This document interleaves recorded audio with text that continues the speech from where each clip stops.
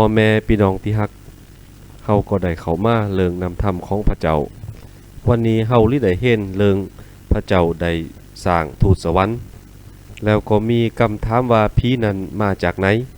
กูวันนี้ผีนั้นเฮ็ดสังอยู่ผีตั้งหลายเหล่านี้เฮ็ดสิ่งหึมดีหือกูนะผีนั้นใครอยู่หออยู่เฮิรนหรือว่ายังต้องการของดอยของกินอยู่วะผีนั้นต้องแต่งงานและมีลูกมีหลานนะผีนั้นมีการเกิดแก่เจ็บตายเหมือนกูนะแล้วก็มีคำถามแถมหลายถึงผีนั้นมาจากไหนทุกวันนี้ก็มีกุนหลายๆกุนเจอว่าผีนั้นมีอยู่จริงหลายๆกุนนั้นก็เคยหันผีและได้มีประสบการณ์กับเรื่องของผีแซนกุนก็โกผีเมื่อโกผีแล้วก็จำเป็นที่ได้เลงผีก็เพื่อว่ามือผีนั้นได้มาทำลายตัวเฮาและครอบครัวของเฮาและต่อหมู่บ้านและต่อบ้านต่อเมืองของเฮามีกุนหลายที่หูว่าผีนั้นมาจากไหนและผีนั้นกำลังเฮ็ดสัง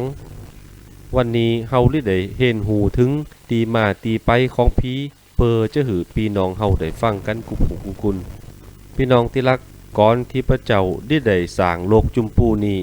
พระเจ้านั้นก็ได้สร้างทูตสวรรค์ที่บริสุทธิ์เพื่อว่าหือทูตสวรรค์เหล่านี้มารับใจพระเจ้าทูตสวรรค์นั้นก็เป็นวิญญาณเหมือนนางพระเจ้าแต่ฤทธิ์อำนาจที่ทูตสวรรค์เหล่านั้นมีนั้นที่พระเจ้าหือก็มีอำนาจเท่ากับพระเจ้าพระเจ้านั้นมีฤทธิ์อำนาจและอยู่สูงเลอทูตสวรรค์เหล่านี้ทูตสวรรค์นั้นหลีไปที่ไหนมาไหนก็ได้แต่สามารถลี่อยู่กูหุนกูแห่งใดทูตสวรรค์เหล่านี้มีฐานะต่ำกว่าพระเจ้าและพระเจ้าก็ได้สร้างทูตสวรรค์ดีกุตุนจำนวนทูตสวรรค์นั้นมีหลายจนนับบ่ได้ทูตสวรรค์ตั้งหลายเหล่านี้ก็มได้แต่งงานมีลูกมีหลานพระเจ้าสร้างทูตสวรรค์เท่าใดก็ยังมีเท่านั้นทูตสวรรค์ตั้งหลายก็ได้สรรเสริญพระเจ้าอยู่บนสวรรค์เป็นเมืองที่บริสุทธิ์ทุกสิ่งทุกอย่างบนเมืองสวรรค์ก็แล้วแต่เป็นสิ่งที่ดีในทูตสวรรค์ตั้งหลายที่พระเจ้าได้สร้างนั้นมีอยู่ตนหนึ่งมีนำหูมีความสวยความงามทูตสวรรค์องค์นี้มีชื่อว่าลูซิเฟอร์ลูซิเฟอร์แปลว่าดวงประจำกลางวันพระเจ้านั้นได้หือตำแหน่งสูงกับลูซิเฟอร์ทูตสวรรค์องค์นี้และเวลาผ่านไปทูตสวรรค์องค์นี้ก็มีจิตใจมักใหญ่ไฟสูงโอ้โอดโตว่าโตเฮานี่เก่งและใครเป็นพระเจ้าและใครเป็นใหญ่ต่อกับพระเจ้าและโตมันก็ได้ไปจักโจรทูตสวรรค์องค์หน่อยองค์ใหญ่ต่างหลายมาเป็นพวกของมันทูตสวรรค์องค์นี้ก็ได้โจรทูตสวรรค์ต่างหลายเพื่อที่จะเป็นกบฏกับพระเจ้าและมันคิดว่ามันจะชนะพระเจ้าแต่พระเจ้านั้นหูตันและในที่สุดพระเจ้าก็ได้ไล่ทูตสวรรค์ต่างหลายเหล่านี้ออกจากเมืองสวรรค์ในทูตสวรรค์ทีมดีนั้นมี1 ใน 3ที่ได้ออกจากเมืองสวรรค์ลงมาในทูตสวรรค์ตึงหมดที่ได้ออกจากเมืองฟ้าสวรรค์นั้นเป็น1 ใน 3ที่พระเจ้าได้สร้างทูตสวรรค์ตั้งหลาย2 ใน 3ส่วนนั้นก็ยังอยู่เมืองฟ้าและสรรเสริญพระเจ้าอยู่และก็ยังได้รับใจพระเจ้าอยู่ที่เมืองสวรรค์และจนปัจจุบันนี้ก็ยังได้รับใจพระเจ้าอยู่และในอนาคตตั้งหน้าก็ยังจะอยู่รับใจพระเจ้าและตั้งแต่เวลานั้นเป็นต้นมาลูซิเฟอร์นั้นก็ได้ชื่อหมายว่าเป็นพญามารพญามารและลูกน้องของมันก็ได้มาเป็นศัตรูกับพระเจ้าและก็ได้อยู่อาศัยในที่ต่างๆในโลกใบนี้และได้เฮ็ดให้คุณตั้งหลายนั้นลงผิดไปอันดีเป็นอันหายอันหายเป็นอันดีหันผีเป็นพระเป็นเจ้าคือเฮาได้นับถือมัน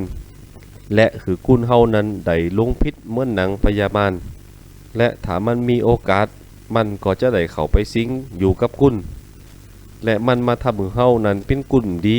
และได้เลงมันพระเจ้านั้นก็ได้เต็มหมอนหกเอาไว้คือกับปูผีมารซาตานผีมารซาตานและลูกน้องของมันก็จะได้อยู่ในบึงไฟนรกตลอดไปเป็นนิจพี่น้องที่ฮักจากเรื่องที่เฮาได้ฟังมานี้และเฮาก็ได้หันหูว่าพระเจ้านั้นได้เป็นผู้สร้างและก่อนที่พระเจ้าจะได้สร้างโลกจุมพูนี้พระเจ้าก็ได้สร้างทูตสวรรค์เพื่อจะหือมารับใจพระเจ้าพระเจ้านั้นได้สร้างทูตสวรรค์เหล่านี้มาโดยความบริสุทธิ์มีบาปและตำหนิสิ่งใด และพระเจ้าก็ได้สร้างทูตสวรรค์ตั้งหลายเหล่านี้หลายจนนับบ่ได้เพื่อจะได้มาปฏิบัติรับใจและอยู่กับพระเจ้าตลอดไปพระเจ้านั้นทรงหูกูสิง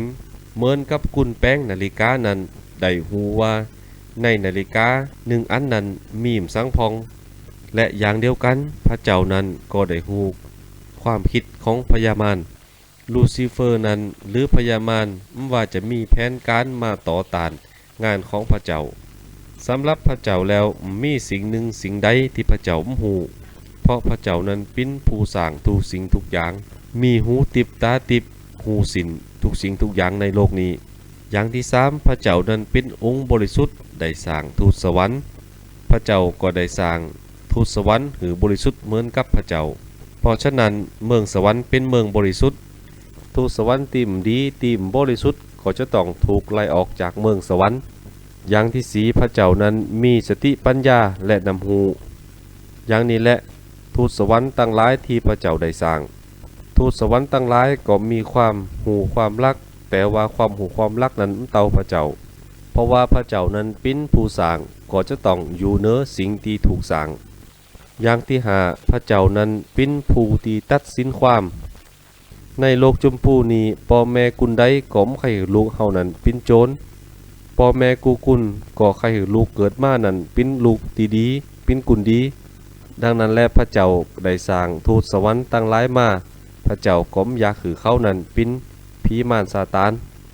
พระเจ้านั้นได้สร้างทูตสวรรค์อย่างบริสุทธิ์มีมนทินสิ่งใดพระเจ้านั้นเป็นผู้ตัดสินความถ้าคุณได้แหลมเจอฟังพระเจ้าถามเจอพระเจ้าเหมือนหนังลูซิเฟอร์หรือผีมารซาตานพระเจ้าก็จะต้องตัดสินความและลงโทษเขาพระเจ้าก็จะตัดสินความตั้งแต่อดีตมาถึงปัจจุบันนี้และอนาคตต่างหน้าซาตานพญามารแปลว่าผู้ที่ต่อต้านพระเจ้าและยิ่งไปกว่านั้นวันสุดท้ายผีมารซาตานต่างหลายก็จะต้องอยู่ในหม้อบึงไฟนรกพระเจ้าก็จะตัดสินความเหมือนอีกพระเจ้าก็ได้บอกเรื่องนี้ไว้ตั้งแต่ตั้งเก่าแล้วอย่างที่6พระเจ้านั้นมีฤทธิ์อำนาจพระเจ้าได้สร้างทูตสวรรค์ตั้งหลายเหล่านี้เพื่อมีฤทธิ์อำนาจแต่ก็ยังต้องอยู่ภายใต้พระเจ้าแต่ลูซิเฟอร์ก็ไม่ได้อยู่ใต้อำนาจของพระเจ้าและทูตสวรรค์ตั้งหลายติมดีเหล่านี้ก็ได้ถูกลงโทษและไล่ออกจากเมืองฟ้าสวรรค์คือมาอยู่ในโลกนี้มีแต่พระเจ้าองค์เดียวเท่านั้นที่ได้ชนะผีมารซาตานเพราะฉะนั้นถ้าเฮาทุกคนอยู่ในต่างของพระเจ้าเฮาก็จะได้ชนะผีมารซาตานตั้งหลายเหล่านี้เหมือนกันอย่างที่7พระเจ้านั้นเป็นผู้ตัดสินกุลที่จะไปหมอนรกหรือว่าไปเมืองสวรรค์มีพ่อแม่กุนไหนใครลูกของเฮานั้นตกหมอนรกพ่อแม่กุนนั้นก็ปรารถนาใครลูกนั้นไปอยู่ที่สุขสบายเหมือนนี้แหละพระเจ้าก็ได้สร้างเมืองสวรรค์เพื่อมนุษย์กุนและได้สร้างหมอนรกเพื่อผีมารซาตานและหมู่ผีมารซาตานต่างหลายวันสุดท้ายพระเจ้าจะได้ตัดสินความการที่จะได้ไปอยู่หมอนรกหรือว่าเมืองสวรรค์นั้นก็ไม่ใช่ว่ามีกรรมเป็นผู้ตัดสินไม่ใช่ว่าไปอยู่ที่หันนั้นเป็นกรรมเป็นเวรเฮ็ดหายเฮ็ดดีเป็นกรรมตายแล้วต้องไปอยู่ในหมอนรกเรื่องนี้ไม่ใจตีว่าเป็นกุลเฮาเฮ็ดใดแต่พระเจ้านั้นเป็นองค์เดียวที่ตัดสินการกุสิ่งกุอย่างและเฮาก็ได้ฮู้ว่าไผเป็นหมู่ผีมารซาตานและไผเป็นลูกของพระเจ้าในวันเวลานั้นเฮาก็ได้ฮู้ว่าไผจะอยู่ที่ไหนแต่พระเจ้านั้นฮักกุลและอยากให้กุลนั้นเป็นลูกของพระเจ้าตอนรับกุลที่จะเข้ามาอยู่ในครอบครัวของพระเจ้าไม่ใครไผนั้นไปเจอผีมารซาตานมาฆ่าและมาเฮ็ดดีหือมนุษย์ทั้งหลายแต่พระเจ้านั้นมาเพื่อว่าจะหือกุลนั้นมีความสุขอยู่ในพระเจ้าเรื่องนี้เฮาได้เห็นฮู้ไว้ต่ออีกก่อนและเฮาก็ได้เห็นเรื่องใหม่ต่อไปในวันต่างหน้า